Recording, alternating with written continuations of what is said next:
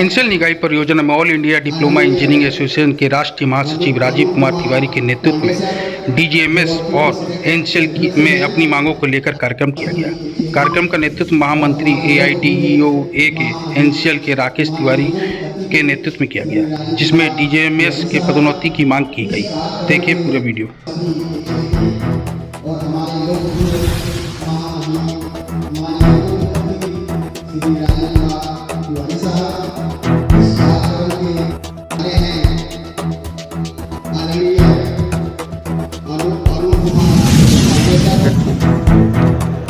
कोल India में मान्यता दिलाने के लिए जो हमारे रिस्ट्रिक्टेड ओवरमैन माइनिंग सरदार हैं उनको भी कोल इंडिया नौकरी दे, इसके लिए मेरा एसोसिएशन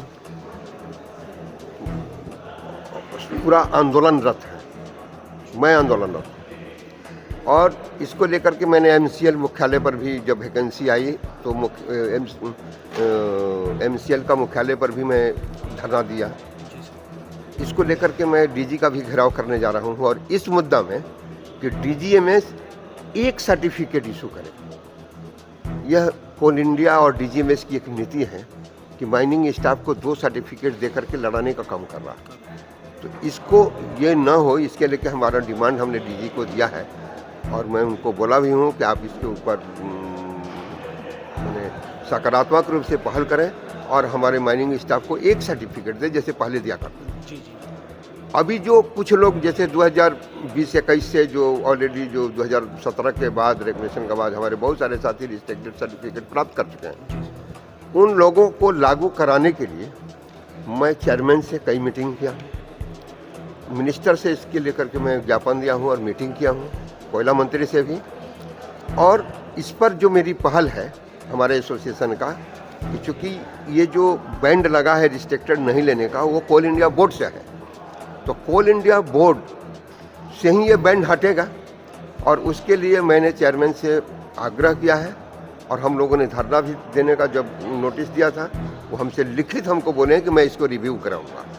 ये लिखित रूप में चेयरमैन का कोल इंडिया का हमारे पास है कि मैं इस पर रिव्यू करूंगा इस मुद्दा को। अब यह है कि उसको रिव्यू करने के लिए जो एक सिस्टम है कि जो एफडीज में जो कोल इंडिया का जो एफडी में एजेंडा होगा वह एजेंडा सीएमडी मीट से होता।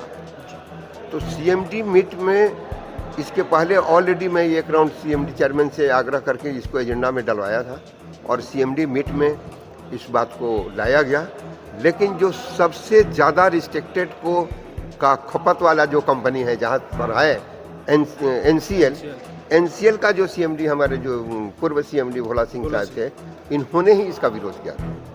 अभी उसको लेकर के मैं इससे पहले जो वैकेंसियाँ निकली थी जिसमें रद्द हो गया था छत्तीसगढ़ की, नहीं जिसमें जो आपका जो 504 लोगों का प्रमोशन हुआ जी, उसके बाद से हम लोगों ने इसमें पहल किया और सीएमडी मीट में हम लोगों ने ले आया इसको। तो चूँकि एनसीएल को सपोर्ट करना था, क्योंकि यहाँ तो जितने ओपन कास्ट है और रिस्ट्रिक्टेड सर्टिफिकेट होल्डर का ही यहाँ ज़रूरत है, तो यहाँ का ही सीएमडी मीट में विरोध किया।